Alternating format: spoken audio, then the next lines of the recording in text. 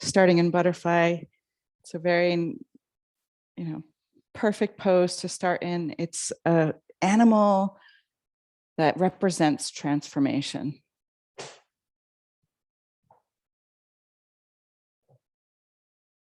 Fits together with the spleen and the stomach and how they are responsible for transforming the outside world into our sustenance, our energy.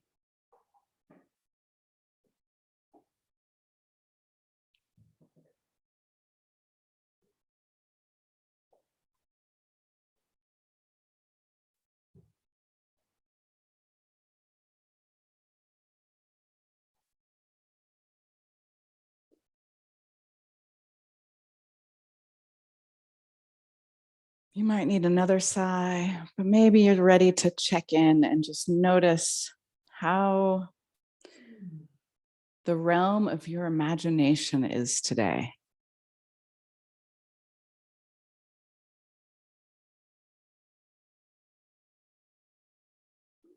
It's really an auspicious day. There's a full lunar eclipse conjunct a whole bunch of stuff. I mean, planets.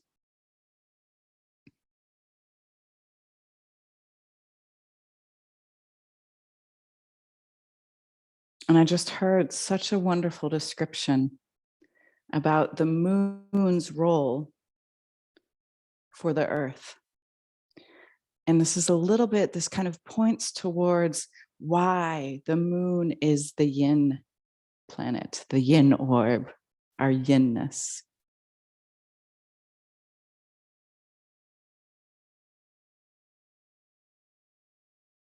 And that it's actually like within the sphere of the moon that our kind of craziness and our humanity and our creativity of being human is kind of protected and kept within the realm of Earth rather than just flying out everywhere. Notice if you can drop down a little bit.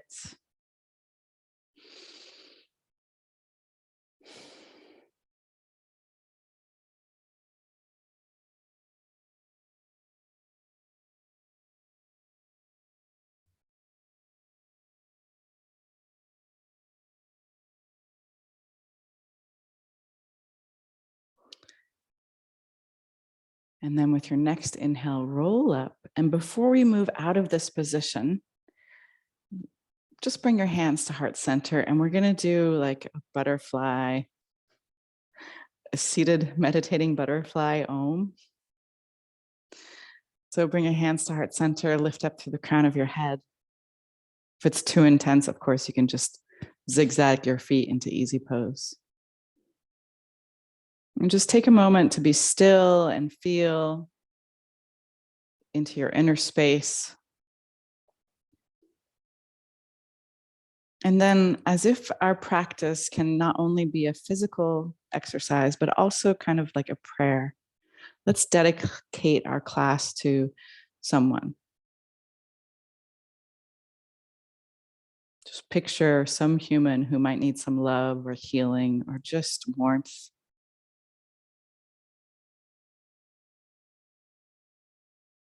Picture them happy and well and alive.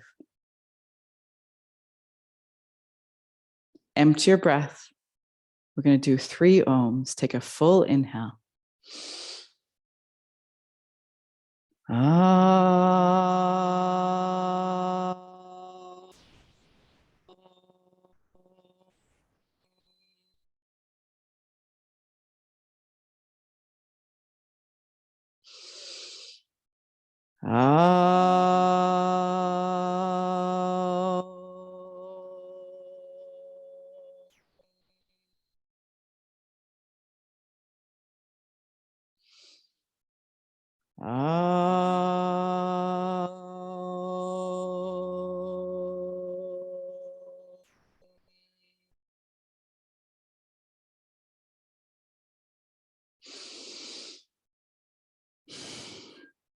And then release your hands, and you're going to keep your left foot where it is and just take your right foot behind you. You also can, if you want, bring your left heel closer towards your groin. The further away you bring your heels from your center line, the more intense the posture becomes. With your next inhale, lift up tall, and with your exhale, just twist to your left, bringing your right hand to the outside of your left knee.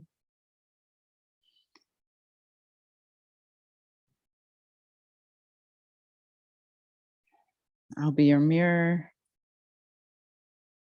And then you can start to hang your head, soften your elbows. And find the kind of like the most passive variation of this pose.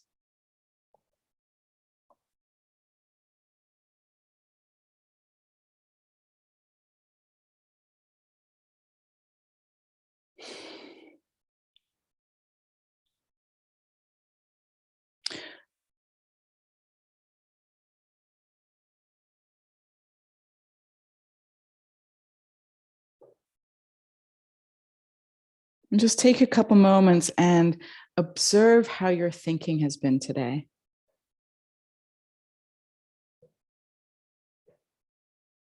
See if you can find stillness.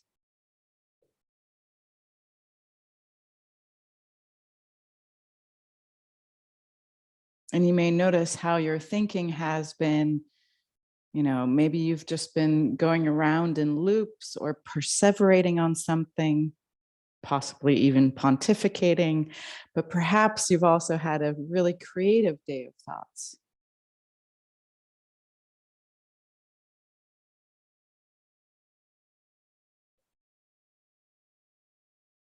So one of the things that one supposedly can observe during an eclipse is it's really just like the Earth's shadow is cast over the moon, that instead of seeing the moon's light reflected back to, or the sun's light via the moon reflected back to us, we actually experience the shadow.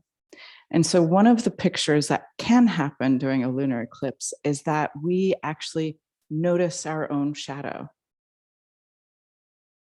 Yes, the description sounds a little bit like Groundhog Day, but it's this element of like, can we kind of notice, like today, maybe we had a moment, or maybe we will have a moment where we see where we get in our own way, or how kind of a patterned habit comes between us and our experience of other human beings.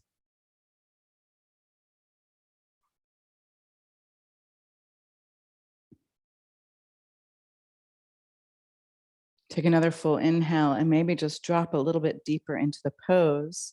Then with your inhale, stretch back up. And you might have to adjust a little bit on your yoga mat, but essentially you're just going to straighten your, that's your right leg back. And you can already look back and peek. You want to have your toes stretching straight behind you. If you find that your buttocks are lifted off the ground, I'm not suggesting surgery. Instead, bring the ground to you. And you can use a pillow, or children's toys probably work just fine, or musical instrument case. And we stay here for a moment, lifted. We can maybe feel actual squeeze into the right kidney area. Maybe we feel kind of a stretch in the front of our right hip. Maybe we can relax our mouth. Noticing that when we feel things, maybe we find we engage or tense in some area. And while we stay here in this kind of lifted, noble swan pose, take a couple moments to just notice how you've been feeling today.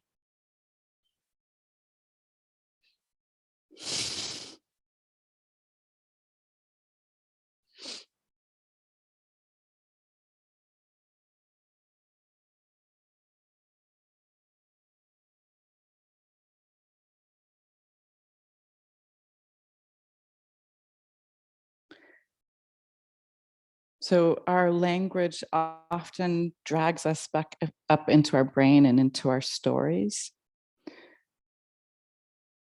So really allow kind of the observation to keep returning, not just to your thoughts about the way you feel, but how are the other areas expressed? Like, have you felt like you've had a collapsed chest today, or that you've just been dragging your energy, or you're so excited about things you can hardly sit still, and this is the hardest thing you've done all day? Sometimes I actually get hopping mad. Like I can't sit still. I yell at the computer. I gesticulate. Paris to come and make sure everything's okay.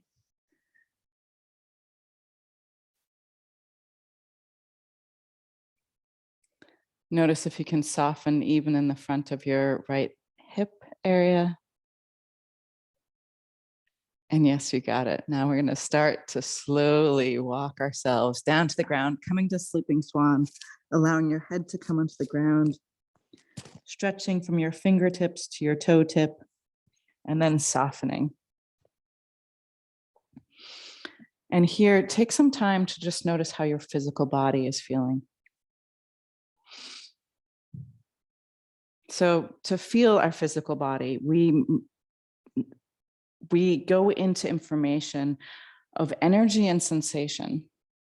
So the energy can be partly like your experience of warmth and cold and light and darkness, but more it's really a vibrancy or a dullness is the opposite to that. But then we also have more specific sensations like, oh, my wrist hurts, or my head's been annoying, or hurting. So acknowledging both the things that we're suffering from, but also the things that might even feel good. Like we might have fantastic energy today. By acknowledging the full spectrum of our experience and bringing it onto the yoga mat, we don't, leave anything outside of any practice we do. We don't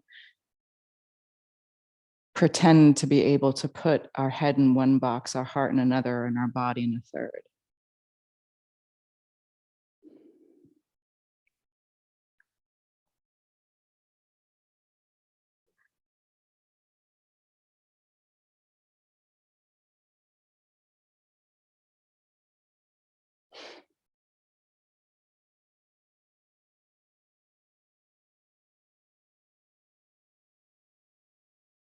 So the stomach and the spleen,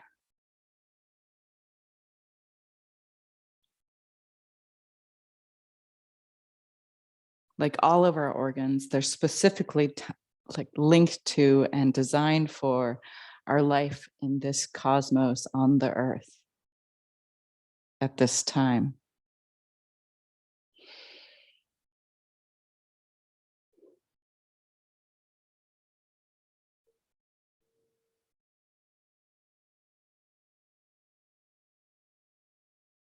While in kind of rudimentary expression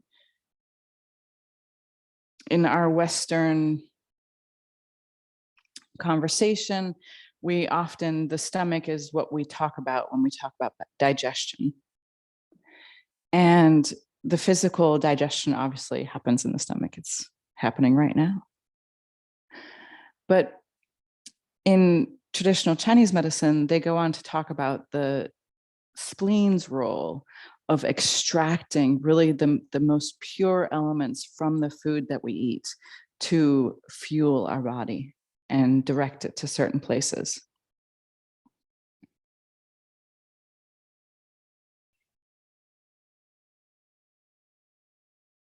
And as we know, we always look at organs not in isolation, but in relationship at least to one other organ. Because that's what it's this relationship sphere that really actually animates not only for us in our lives, in our social lives, in our intellectual lives, but also at the organs. It's like part of it isn't just how your lungs function, it's how your lungs work together with your heart. In this case, it's not just how the spleen functions, but it's how the spleen matches and balances the work of the stomach.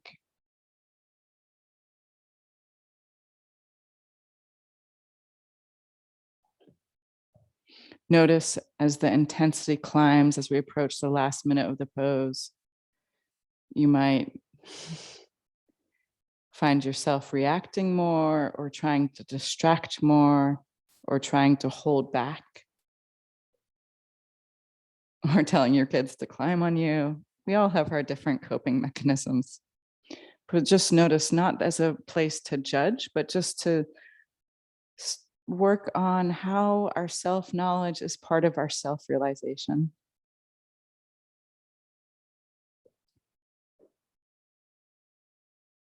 And our practice is what bridges that alchemy, part of what helps us move from who we are to who we want to be.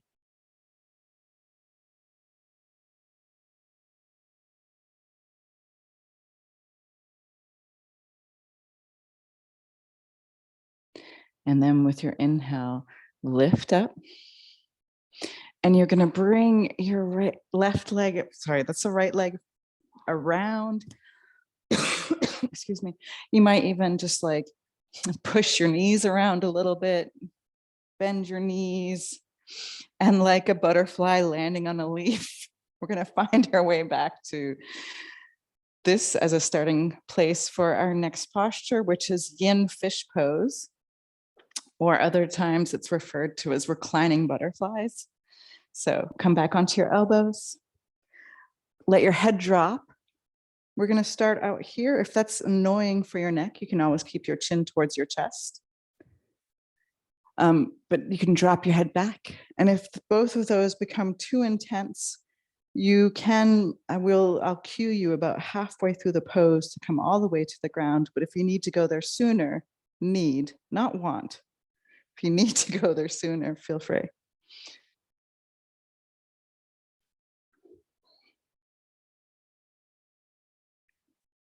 So the spleen particularly is this part of our body, our physical body, that plucks out chooses, that takes out the real nourishment from our food.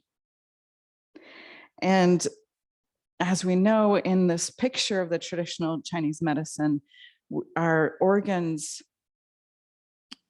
are not just responsible for our physical well-being, but our all well-being. And so that includes the body of energy, it includes the body of emotions, it even includes the body of thinking and desires, as well as our spiritual path, our body of spirit.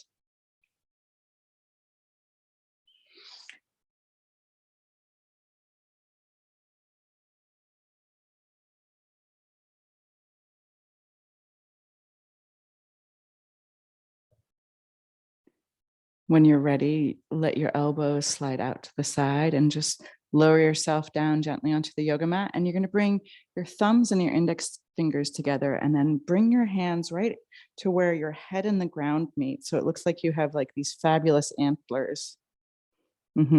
Girls with horns. Oh, wait, those are cows. But really let your elbows drop open. This is now not only reclining butterfly, but also anger releasing pose or triple diamond pose.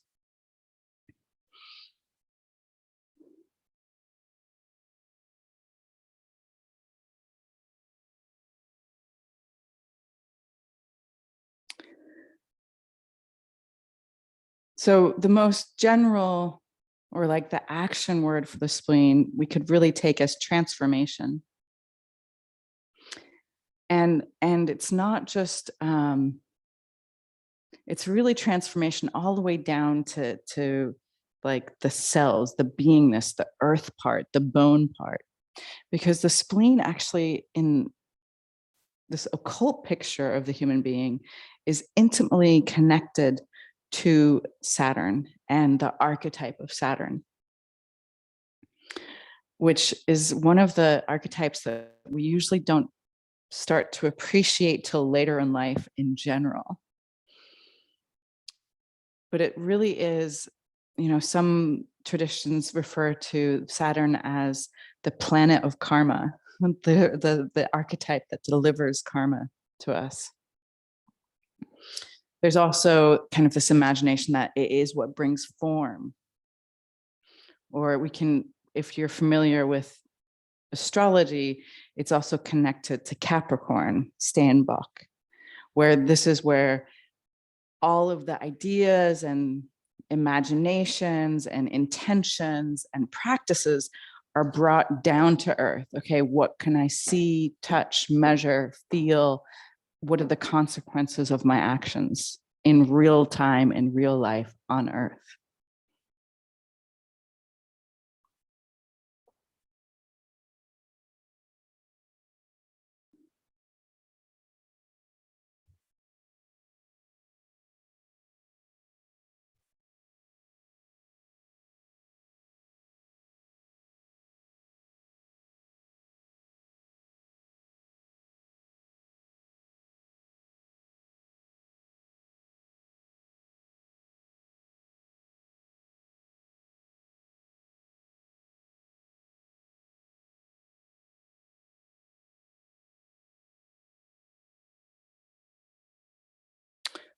All right, we're going to go for a quick rebirthing sessions.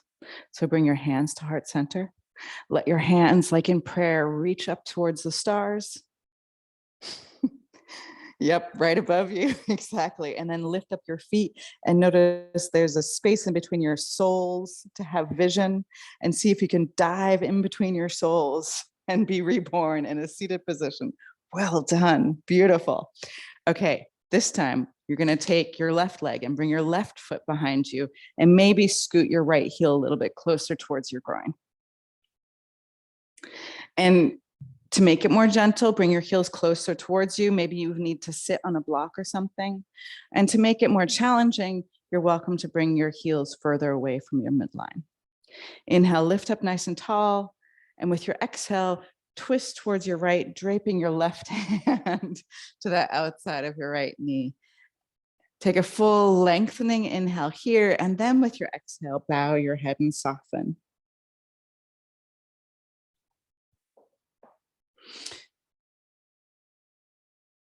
So I can't, I need to let it go. But I went to a yoga class a while ago, and the teacher invited us to just think positive thoughts. And we can go into how Saturn's related to authority and what I might struggle with in my life. But this idea of just thinking or just being positive is a really like popular right now, like even on like silly social media. Like, I don't know if you've noticed, but to events, you can say you're interested or you're going. You can't even say that you're not going to some events now, which is so bizarre to me. But there's like kind of this dirty habit that like, if we keep everything nice and positive, that no one will get their feelings hurt and everything will be actually peaceful and fine. But I don't know if you've noticed in your own relationships, we really need to talk about the stuff that's hard, or we need to, address the shadow parts of what in our own selves, but also that we experience in our relationships. We can't just gloss over and just think good thoughts and everything's fixed. Unfortunately, it would be, it might be fun, but probably not. But that effort and will that we need to make it through those hard conversations or through that, that unpleasant recognition of shadow on the other side is such a more liberated, more vibrant version often of ourselves and our partner or person that you're having, to have these difficult conversations with.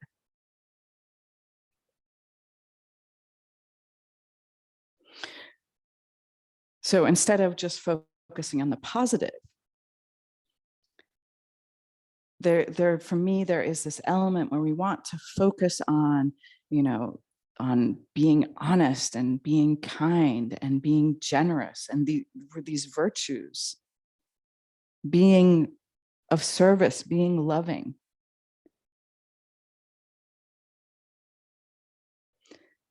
Take another full exhale, emptying down towards the ground. Then with your inhale, lift up and stretch your left leg back. So first we're going to stay lifted and sleep in not sleeping swan. So I guess that would be a woke swan. No, I'm just kidding. Awake swan. And you can check out, you want to stretch straight back with your toes on your left hand. And you can, to your degree, walk your hands closer towards your hips. Now, if you're really tight in your hips, it's okay to slide onto your right buttocks and have your left knee a little bit bent. Or again, you can put blocks or 10 little kid Legos underneath your hips or whatever. Want to stay lifted here, and you feel the squeeze into the left kidney area.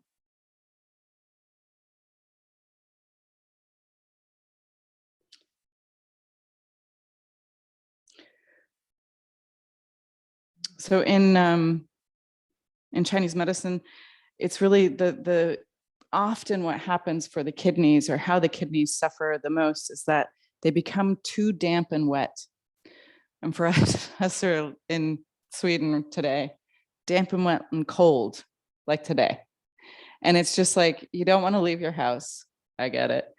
You want to have that cozy fire, and that's part of it, because it balances out this dampness. And so when our spleen is cold and damp, it's it gets depressed, and it's no, I don't want to do my job. I don't want to even take out the nutrients that's in that food, and it becomes sluggish. And the really frustrating, or not frustrating, it's not even so explicitly experienced, but unfortunately what happens is that you can't satisfy your own hunger. And if you've had that experience before, that's also super depressing.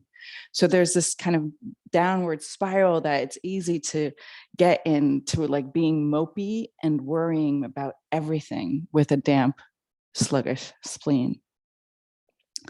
So building a fire, not only physically in our homes, but you actually want to rekindle some way of some fieriness in yourself to help your spleen, to help you be able to take out that which feeds you from the food that you're eating.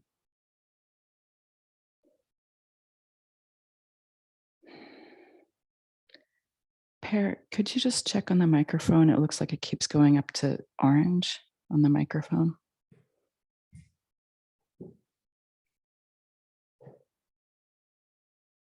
Like it's being too sensitive.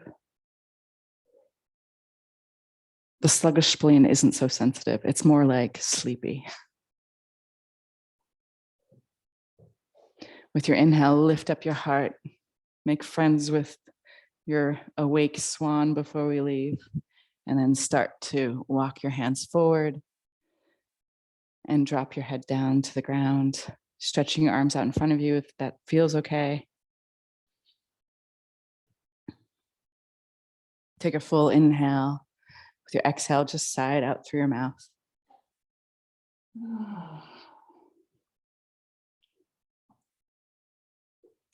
Now, when I'm depressed, I get a little lazy. I get a little bit oh, I'm depressed, so I can just sit around and watch TV and, not do my responsibilities, or I don't know. There's kind of this rejection of the world that can happen in getting down. And so, interestingly enough, just as Saturn is connected to karma, it's also connected to memory. And in Chinese medicine, the spleen is said to house our thoughts. So the spleen doesn't make our thoughts, but it gives home to our thoughts. And so when the spleen is, and the meridians of the spleen or the stomach, or if you're out of balance there, what happens is that we can get stuck in our thinking. And a little bit the same way, when we're depressed, we can get stuck in our thinking. We think we know how it is, and it's always going to be that way.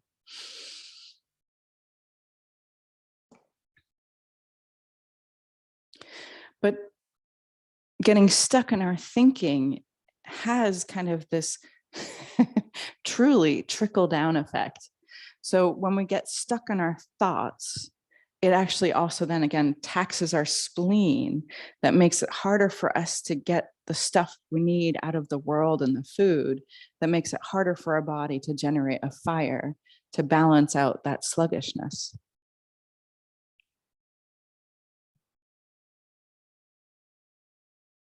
But the fact that a healthy and vibrant spleen and meridians connected to them, the spleen and the stomach, that they actually support better thinking or good thinking is also kind of it's food for thought. Think about what that means. It means that, wow, the vibrancy and health of our food affects the way we think.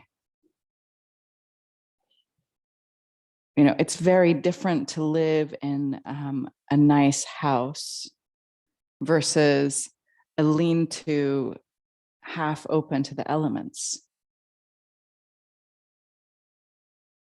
What you think about changes. What you engage with changes.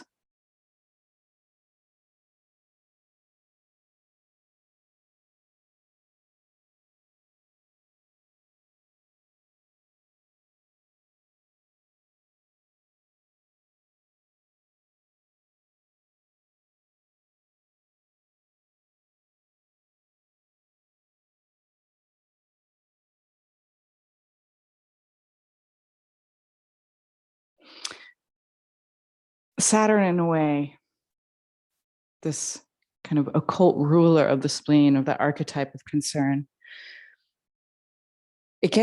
Saturn gets like a total bad rap. I mean, of course, any guy who eats his kids, yeah, whatever, gets a bad rap. But what's so cool with Saturn, it can be really limiting until we grow into it. And the physical kind of analogy of this is like you can get really stuck in Saturn, like the planet itself. But when you have the capacity to really in yourself kind of bridge the gap, to move through this abyss, move through depression nearly, or move through inertia or hopelessness, then you get onto the outer rings of Saturn and it goes way out there. So Saturn it's like 100,000 miles difference in size. I'm sorry, that is the US mile, not the Swedish mile. But it's 100,000 miles wider than the planet Saturn itself ish. It's a little over.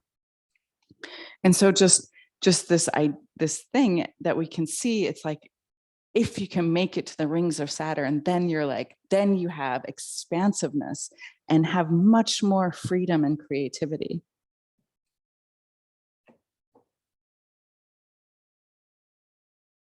Coming into the last minute of this pose, you're like, why would I jump to the rings of Saturn? I know, it seems like a leap. But what I thought was so cool was, when we're looking at the spleen, it's about the food, but it supports our thoughts. So it has this polarity to it where our food is really like part of how we survive on Earth and part of our being on Earth element. And we really, especially now, maybe misunderstand elements still of it, but we need to have food. Like that's we get that. But on this other side, the spleen is connected to the land of thinking, to all of our imagination, to this expansiveness and the source of actual transformation, our imagination, our thinking. All right, start to walk your hands back towards you. And if you're feeling radical, you can tuck your toes under and actually lift up to downward facing dog and maybe jump around, maybe kick your butt before Saturn does it for you. And then after you got your wiggles and your jiggles out, we're going to come into toes pose. So you can sit yourself down, tuck your toes under. You might have to help your pinky toe be tucked under. Bring your hands onto your knees. For me, somehow, I always feel like an Egyptian cat when I take this pose, but I don't think they tuck their toes. It's a very fiery yet passive pose. And you'll notice it's very different from one human body to the next. So if you're wise, you're still trying to find that perfect position to make your way into it. So you know that time will be shorter. For other people, I can sit here for probably too long till my feet are totally asleep and not really notice. It's not that big of a deal. But just take a couple moments, feel your breath.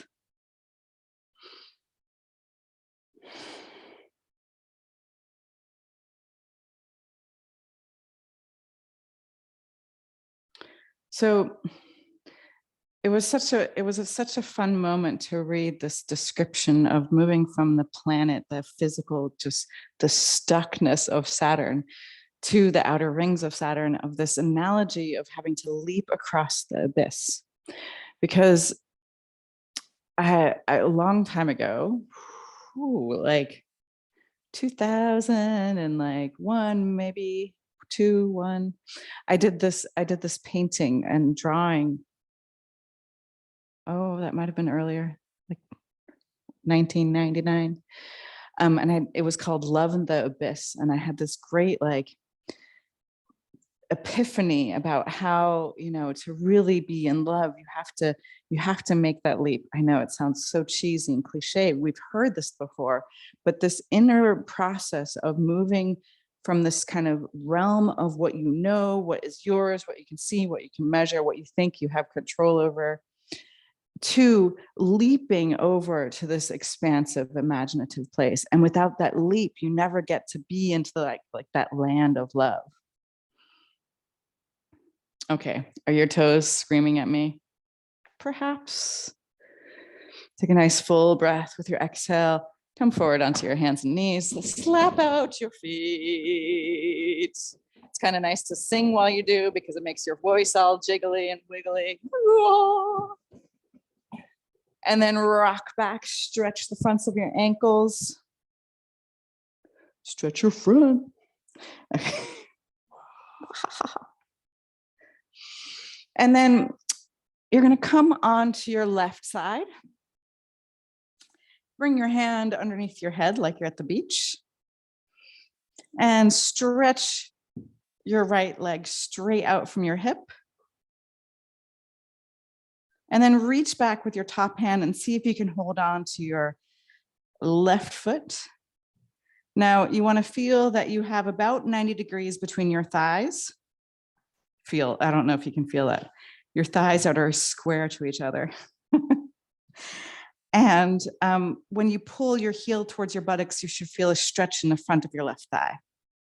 So kind of hold your foot where it's the most dynamic, where you feel something. And maybe you stay here, perfectly respectable place to stay, or maybe you allow your shoulders to twist to the ground. And for some people, actually moving their heel a little bit further away from their buttocks is that sweet spot. Take a full inhale, and with your exhale, just sigh it out. Well, for me, this understanding about moving through the abyss, through the unknown, it's this inner courage that we will be asked to apply over and over again in our lifetimes, most likely. And it's a little bit like what happens when we take food into our bodies. So, with all of these advances, sorry, you didn't see the air quotes, advances in science, still it's a mystery at what moment does food that you eat become you? There's so many mysteries, but especially if you only study allopathic science. But this idea of there's this gap that we don't understand quite how that moment happens. Maybe you remember the fairy tale of Rumpelstiltskin. And it's this idea of like you're spinning the straw into gold. That's the alchemical moment. That's the moment of transformation where you move through what we don't understand, from something we understand, through something you have no idea how it works, to something you understand. And that's really what the spleen's job is. Now, with this picture, let's take it and look at our thinking a little bit more.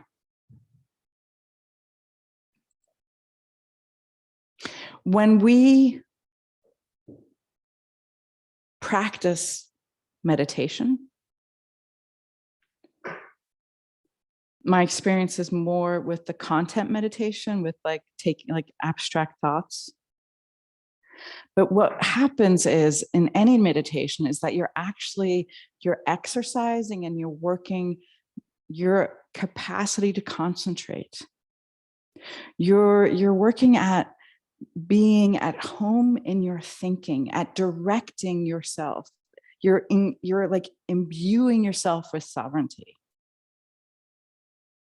meaning you get to rule your kingdom of thoughts. It's part of why meditation is so hard, because it's so easy to just follow behind your thoughts that ran away over here like a bunch of horses, or just run over here. But instead, when you keep bringing your attention back to what you choose, this is this precious, precious activity of strengthening how you direct the essence of your being, how you direct your thinking, how you direct your attention.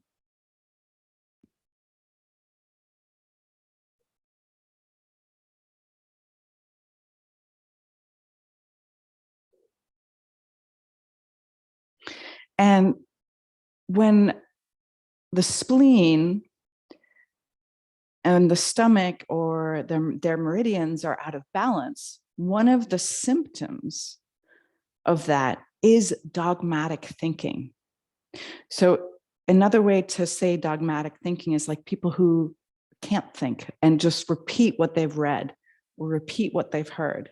So dogma used to be connected to kind of religion and Bible, but now we can really, I mean, we can see how it's also connected to media or propaganda.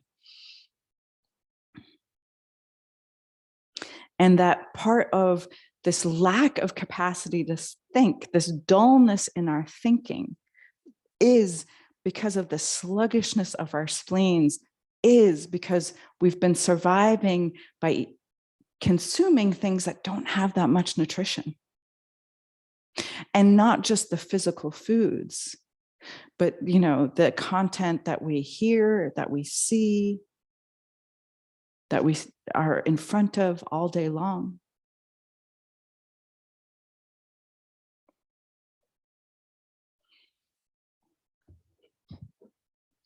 Now roll onto your back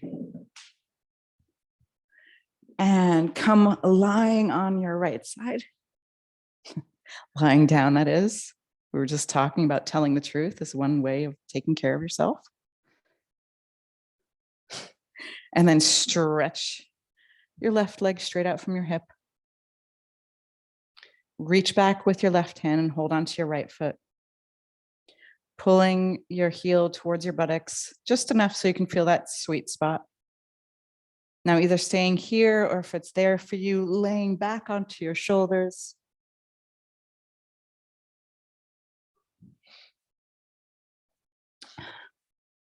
So one of my teachers is Caroline Myss. And as with many of my teachers right now, I have major disagreements with most of them. But needless to say, she always reminds me, even someone who eats cat food can be spiritually enlightened. And we have to remember these rules. Like, it's not just, this is part of what, for me, lies in the realm of alchemical transformations. Like, they are, it doesn't make sense to change straw to gold.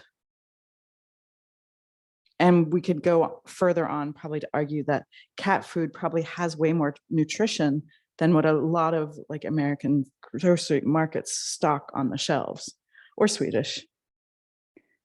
Different debate.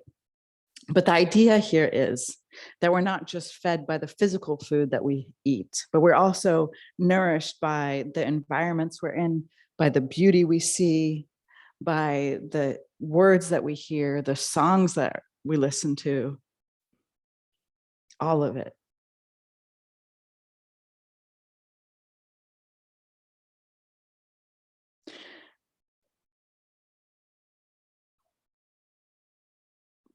But this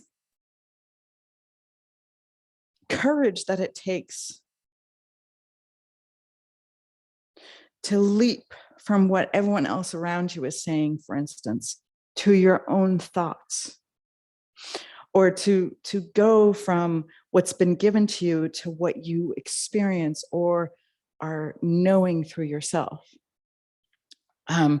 Like if we think about this idea of we're in an era, like we're at the end of so many different eras, whether you talk about the Kali Yuga or like the time of Pisces, moving into the time of Aquarius. There's so many different, moments that are telling us like we're in like this moment. And I think so much of it has to do in each one of us of having this capacity to have enough faith and courage and probably love as fuel to move from understanding that our wisdom isn't based on what is given to us, put into our head, pressed into our thinking. Instead, our wisdom is innate and it comes from our very beingness, that we actually are a source of knowing. And this leap isn't something you do once, it's something you have to do over and over and over again. And that's what brings it down to earth and makes it manifest. Just like Saturn, it brings form to ideas or meaning.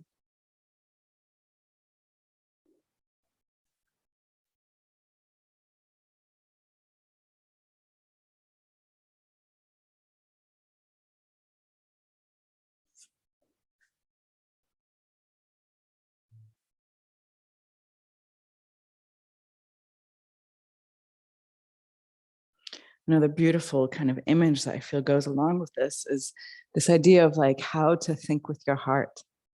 That is a little bit part of this leap I'm talking about.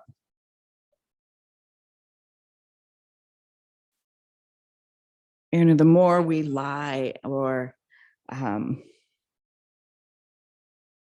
ignore our heart or ignore our body or ignore our inner wisdom and try to rely just on what's been given to us, the more we do that, the more we sever our real ties with kind of the stars and with our past, not just our past like from our childhood, but our past beingness, our past incarnations, our past ancestry that is still working through our physical bodies, through this real manifest bone and blood.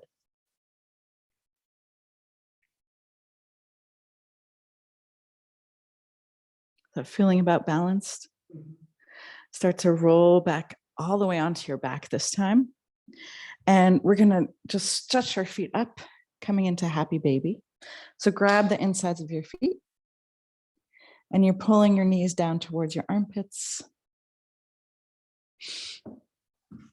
And yogi's choice, you can either try stretching one leg at a time so that you're just like down by the floor, and the other one down by the floor, like, just stretching it out a couple of times.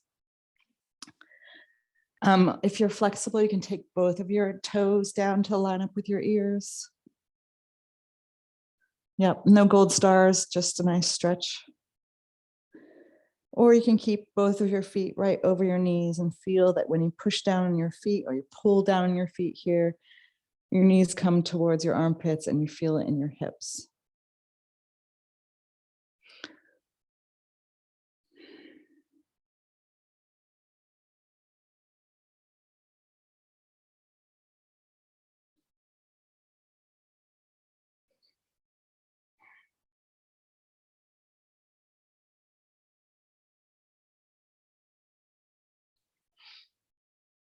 just like how in meditation you keep having to call yourself back to what you wanted to pay attention to. It can be like that even in our thinking, to keep kind of bringing ourselves back to where we wanted to go, or bringing ourselves back to what we know in our heart to be true. For me, this is where we really practice being these adventurers and explorers and going into the unknown to get out to the other side. So in our lifetimes, you know, our first Saturn return happens at 28 and a half. And you can see in biography after biography, like, shit gets real. You know, people have babies, people get married, people get divorced, people change their jobs. And the second Saturn return happens at 51.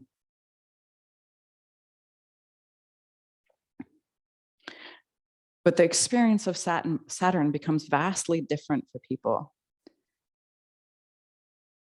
if they've taken it up and taken up bringing form to their life, or form to their dreams, or form to their ideals, or not. Now just hug your knees into your chest. And we're just, before we lie into Shavasana, we're just gonna rock 9 times, because it would be too much to do 28 and a half times, all the way back to where we started. And then stretch yourself out, maybe even like you're about to do a snow angel. Maybe you have some children that can cover you with a blanket, or maybe you have to do it yourself. But cover yourself with a blanket. Blanket your eyes with your eyelids, closing your eyes.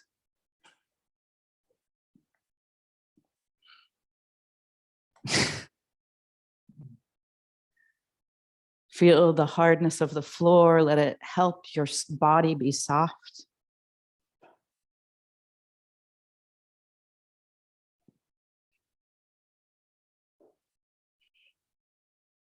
And you stay present rather than drifting away by noticing the different sounds in your house, around your house.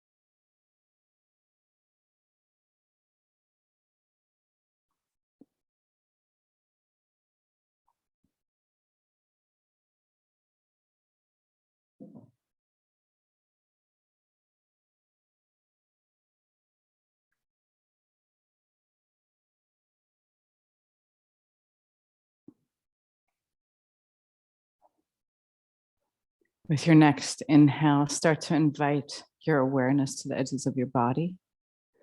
Wiggle your fingers and your toes. Maybe smile. Just wiggle your nose. With your inhale, stretch your body long. And then with your exhale, curl into a ball. And if it's comfortable for you, roll into your side. If it's not, you can roll straight up to a seated position.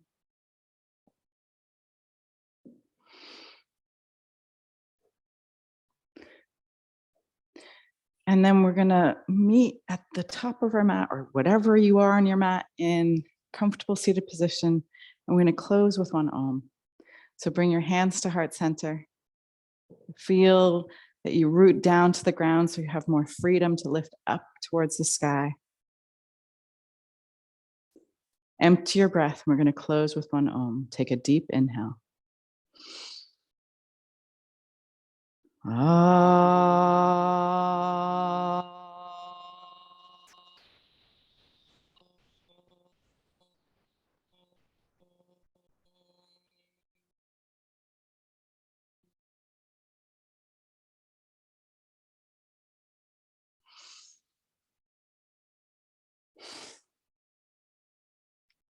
Bring your prayer hands to your third eye.